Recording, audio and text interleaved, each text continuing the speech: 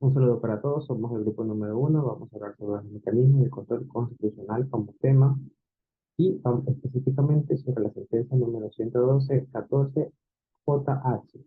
Los integrantes son los que están aquí en pantalla del grupo número uno. El tema es la Corte Constitucional revisa la sentencia de habeas corpus presentando en favor de personas indígenas de la nacionalidad guaraní privadas de libertad, que fue negado por la Corte Provincial de Justicia de Avellana. A partir del análisis de esta sentencia, la Corte establece parámetros sobre la protección de los derechos a la libertad e integridad personal de personas indígenas, en particular las pertenecientes a pueblos de reciente contacto a través de áreas cortas. Entonces, lo que vamos a los hechos del caso.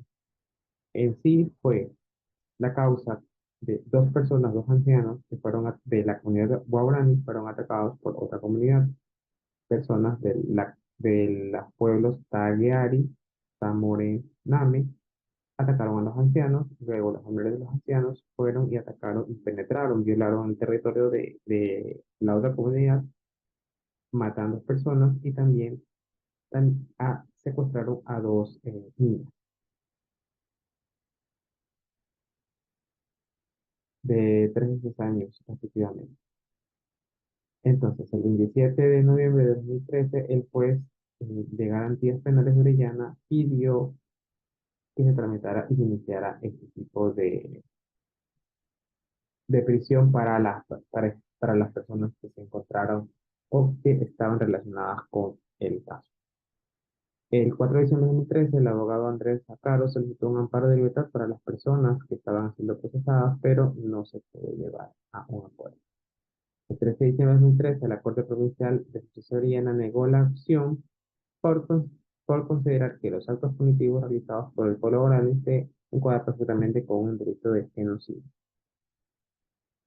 El 11 de marzo de 2014, la Corte Constitucional de Justicia de Orellana negó la acción de habeas corpus, aseverando que el habeas corpus tiene otra finalidad. Y esto se aplica para las personas que son una mayoría que estamos sin, o que pertenecemos y seguimos el sistema tradicional de justicia, no el sistema propio de esta comunidad.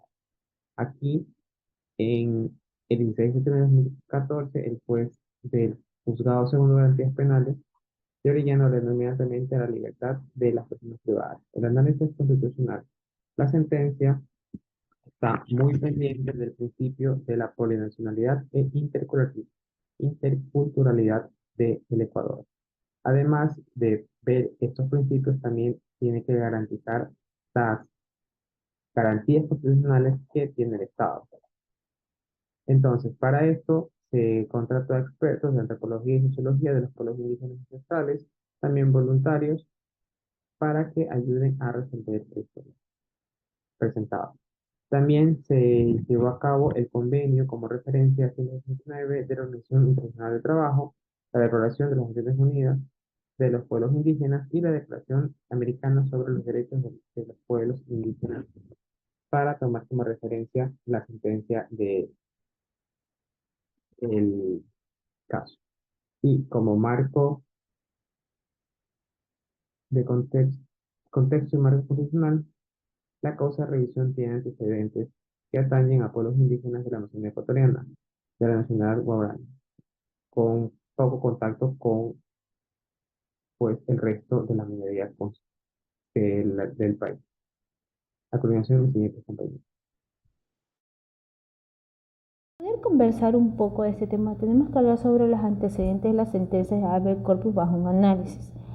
El habeas corpus presentado a favor de los 7 indígenas guaraní, procesado en el año 2023 por la muerte de un grupo familiar de los Tagaeri y los Taromenane, no puede ser debidamente analizado desde un punto de vista constitucional sin antes considerar el proceso histórico, antropológico y la complejidad de poder interpretar la cultura que ellos llevan de estos pueblos ecuatorianos, lo cual profundiza en los peritajes ordenados por la Corte para esta causa. Haciendo una perspectiva, vamos a poder hacer un pequeño análisis de cómo es el proceso de ello. Bueno, durante el siglo XIX y el siglo XX, los guaraní pertenecían a un aislamiento completamente.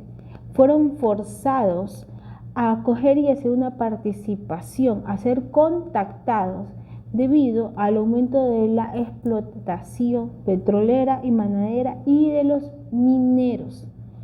Esto de aquí se fue dado por un ingreso abrupto de algunos colonos del territorio en aquel entonces de los años 40 y los años 50 del estado ecuatoriano. Antes dicho ataque se iniciaron en los años 50 una campaña denominada la pacificación. Bueno, la pacificación era una campaña que desarrollaron algunos misioneros nominándole poder ser contactados, ¿no? Y poder darle los servicios como el de salud, educación en aquel entonces. Como resultado de esta campaña, aparte de los grupos familiares, los Guanabí, los obligaron a cambiar su mecanismo, su forma de ver, sus costumbres, abandonando la movilidad tradicional que era autónoma y propia de su cultura y volviéndolos sedentarios. Y el cambio cultural debido a estas incursiones en sus territorios por parte de diferentes actores externos. Había un conflicto realmente de intereses en aquel entonces. Podemos recordar un poco sobre el caso Chevron, en donde muchos de ellos hablaban de que su territorio había sido violentado para la exportación y la violación para poder sacar lo que es el proceso petrolero. Los grupos familiares son los cuales no existen lazos o parentescos o alianzas matrimoniales y son percibidos en ese entorno cultural como enemigos o potenciales enemigos. Y en este contexto, el matar con lanzas como el documento ampliamente en los peritajes lo va redactando en la lectura antropológica citada, ¿no? Entonces ellos ven a este grupo que no pertenece porque no se ha dado por medio de los lazos matrimoniales, se lo ha dado como enemigos. Este patrón constante de venganzas y muertes y grupos familiares ligados a esta movilidad estacional y generacional post-caza y pesca característica de algunos de nuestros pueblos, este código o etos guerreros expresando la muerte con lanza se activan en situaciones específicas como la venganza por el asesinato de un familiar. Entonces, contando un poco el contexto de nuestro proceso jurídico, de lo cual ha sido la causa del conflicto, se da por la muerte de personas dentro de las mismas tribus, pero que como no tienen lazos matrimoniales, ellos se consideran enemigos por estos pueblos como invasores y enemigos cuando incursionan en sus territorios en donde ellos no deberían estar. En el 2003, un grupo de 26 hombres, tanto mujeres, niños y familiares aislamientos, murieron como resultado de un ataque de armas de fuego por parte de los indígenas Guarani de Tihuina. Y por lo tanto, en los años posteriores se registraron otros 7 ataques que se produjeron por muertes con lanzas. Asimismo, que en el año 2006, a raíz de toda esta masacre en que murieron 2 mujeres indígenas en aislamiento y otros 30 individuos. En el 2013 se produjo otra matanza, la cual es el antecedente de privación de libertad y del habeas corpus que se revisa en este proceso. Las víctimas fueron miembros de una familia en aislamiento habitada en la área de los ríos, tanto en los ríos como Chiripuno y Mercano. Y en este ataque se produjo como venganza en las muertes de los asesinatos de Guarami, Omopore, Omejau, Buganeri, Caiga, quienes en los primeros días del mes de marzo de ese año fueron víctimas con lanzas por miembros de un grupo de aislamiento de los Tajeri y los Taromenano. Entonces, ¿qué quiere decir en este proceso?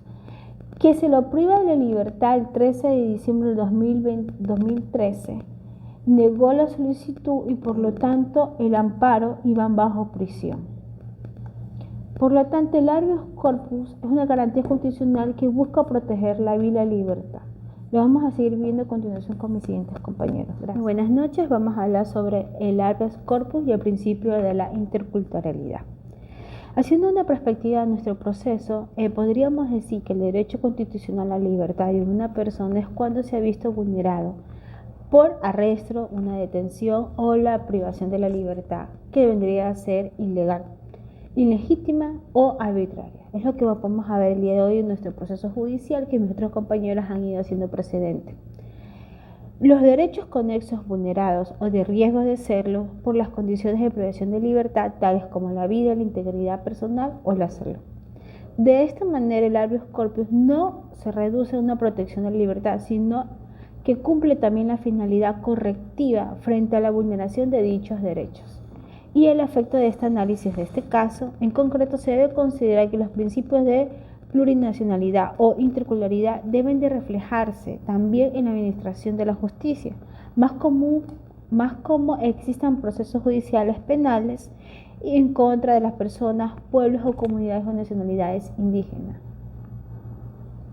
En el convenio 169 del OIT, al igual que las declaraciones de las Naciones Unidas sobre los derechos de los pueblos indígenas, lo cual los reconoce, y las declaraciones americanas sobre los derechos de los pueblos indígenas, el cual nos indica que tiene que establecer la obligación de considerar las costumbres como una fuente de derecho. Por lo tanto, en relación con las normas referidas en el artículo 9.2 mencionado del convenio, dispone que las autoridades y los tribunales llamados a pronunciarse sobre las cuestiones penales deben de tener en cuenta las costumbres de cada pueblo, de dichos pueblos en la materia, y además las autoridades competentes deberán tomar medidas para garantizar que las personas indígenas puedan comprender y hacerse comprender estos procesos legales, facilitándoles, si fuese necesaria, intérpretes o otros medios eficaces que los puedan acompañar. Por lo tanto, bajo estas consideraciones, esta Corte concluye que en los procesos de garantía jurisdiccionales y en el caso concreto, en el habeas corpus, las autoridades judiciales están obligadas a realizar una interpretación intercultural en los casos en los que se deba decidir sobre los derechos de las personas, pueblos, comunidades o nacionalidades indígenas. Entonces, la libertad de los miembros de los pueblos indígenas de reciente contacto, como son particular los de este caso, el habeas corpus se genera una revisión que se recalca en la demanda de los indígenas guarani privados de la libertad, que son hombres que nacieron libres y hábitat natural y es de la selva. En la demanda se detalla la significación y las consecuencias específicas que genera la privación de la libertad para los indígenas guarani, considerando su cultura un vínculo con la naturaleza y con la comunidad. Por tal razón, era imperativo para los jueces desarrollar una interpretación intercultural que se permitiera entender dichas costumbres o consecuencias desde las perspectivas de las culturas de las personas que fueron privadas de la libertad y de sus comunidades. En virtud, la Corte procede a realizar dicha interpretación intercultural sobre la privación de libertad a efectos de determinar si fuera ilegal o si fuera arbitraria o ilegítima.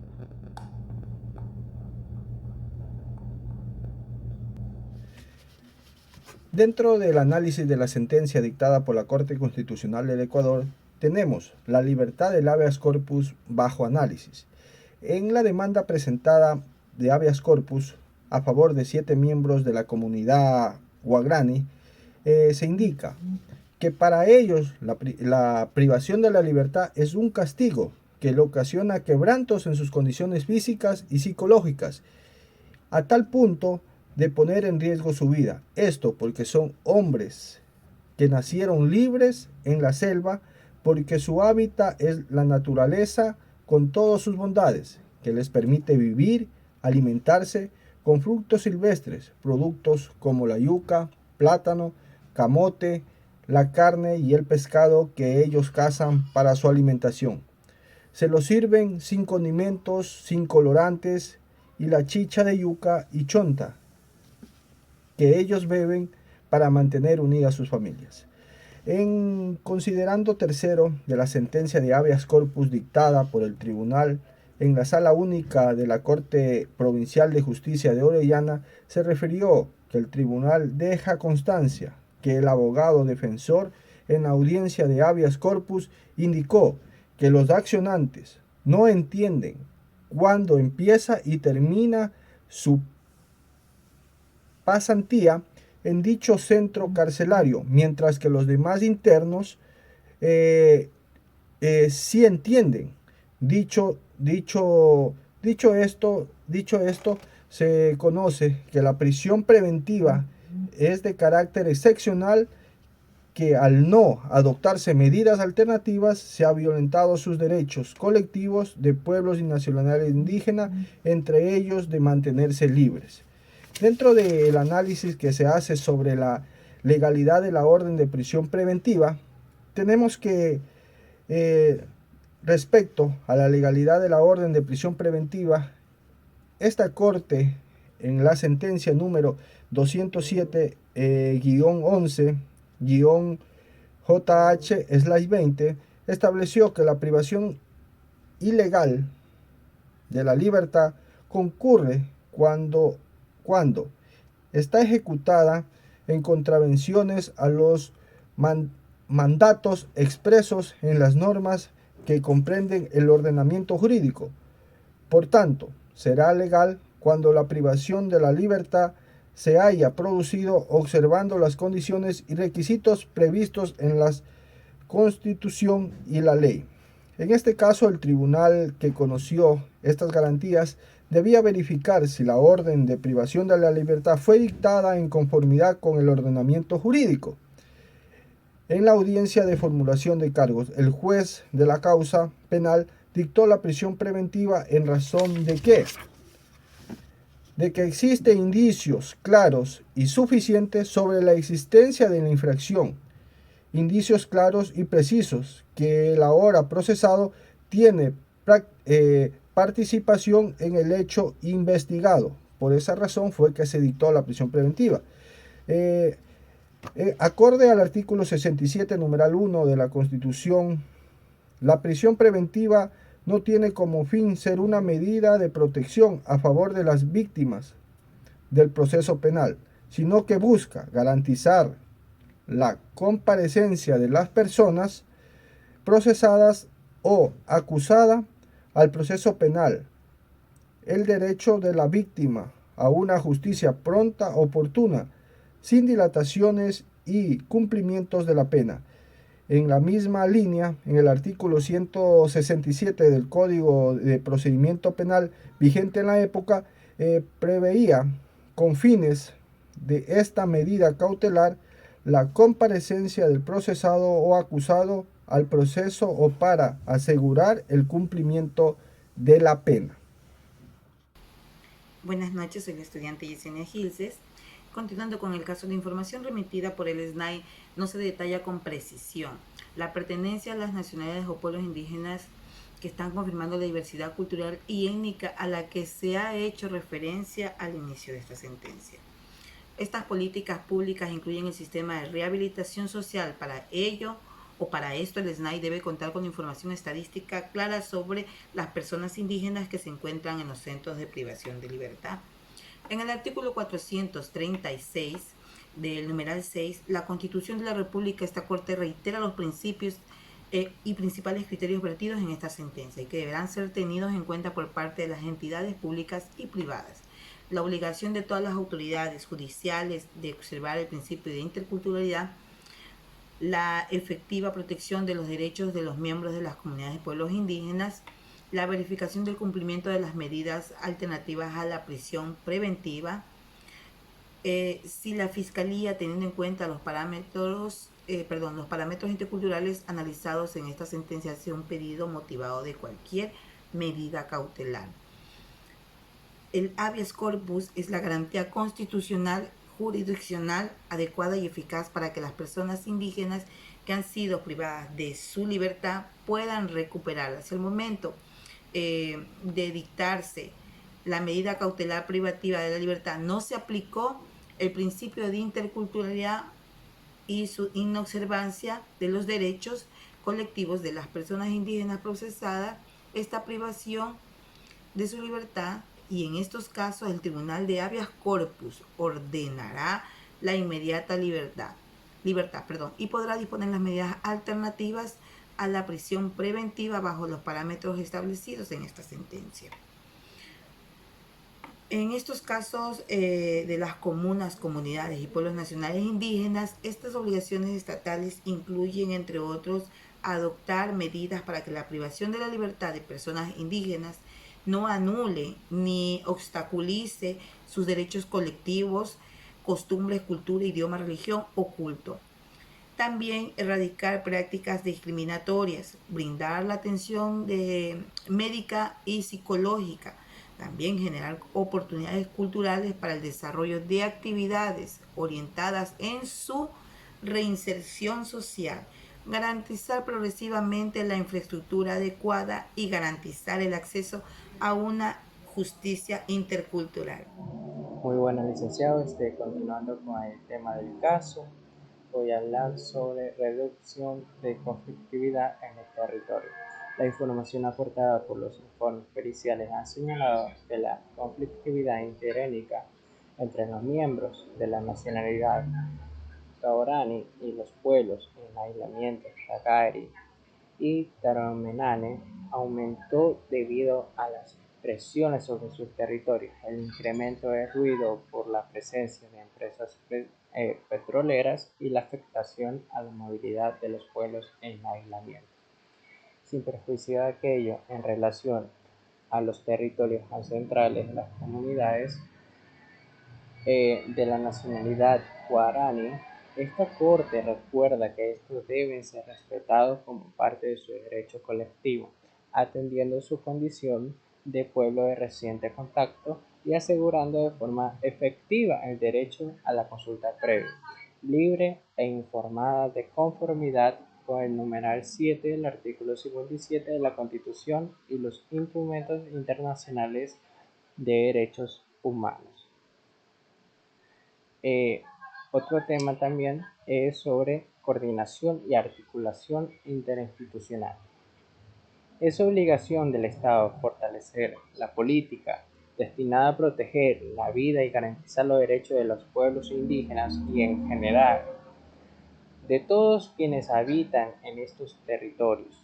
Esta política pública requiere de la actuación articulada y coordinada de todas las entidades estatales de los diferentes niveles de gobierno y de las diferentes funciones del Estado. Fortalecimiento de la coordinación entre justicia ordinaria e indígena. Sobre esto, el Consejo de la Judicatura, la Defensoría Pública y la Fiscalía General del Estado, con la contribución de la Defensoría del Pueblo, deben fortalecer el enfoque intercultural en los órganos de justicia, tal como lo dispone la Constitución y los parámetros desarrollados por esta Corte, en coordinación con las autoridades de justicia indígena. Gracias por su atención y a continuación mi compañero. Gracias. En su acápite sexto, sobre la reparación, la Corte Constitucional consideró que las personas a favor de quienes se presentó la acción de habeas corpus bajo revisión recuperaron la libertad.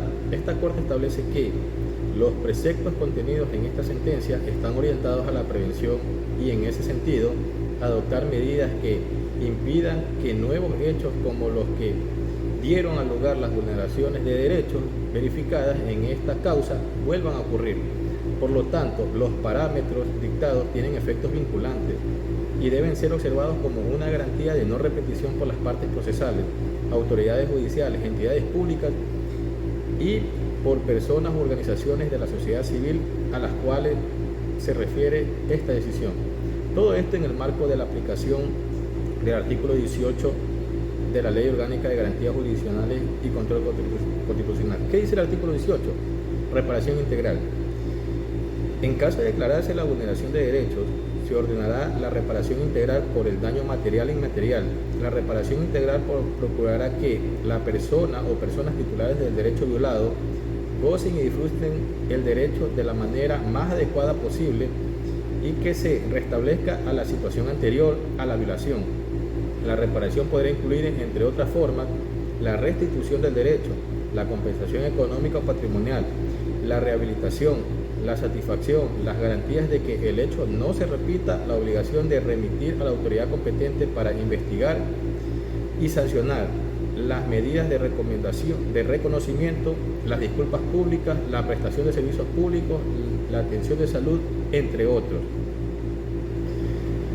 En cuanto al capítulo 7 sobre la decisión, la Corte indicó que, administrando justicia constitucional y por mandato de la Constitución de la República del Ecuador, el Pleno de la Corte Constitucional resuelve: primero, dejar sin efecto la sentencia número 2313 emitida el 11 de marzo del 2014 por la Sala Única de la Corte Provincial de Orellana. Declararla, este es el más importante, declarar la vulneración del derecho a la libertad e integridad personal de Ki Montari, Orengo Tocari, Coba, Omeguay, Tego Aboya y demás implicados en este caso.